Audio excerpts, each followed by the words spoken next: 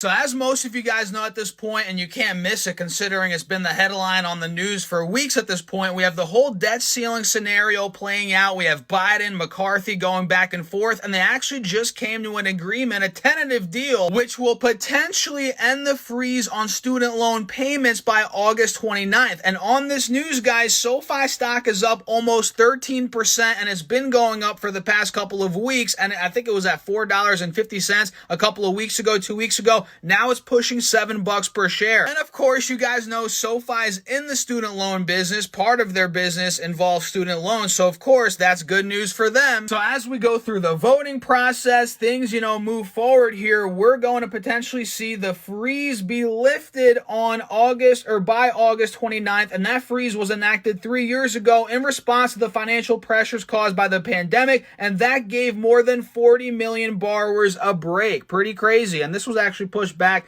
time and time again, the freeze that is. And as a result of the freeze, student loan volume for SoFi completely plummeted, falling to $525 million in this year's first quarter, more than 50% below the average prior to the pandemic. So of course, that's the fundamental reason why the stock is going up and probably will continue to go up in the short term.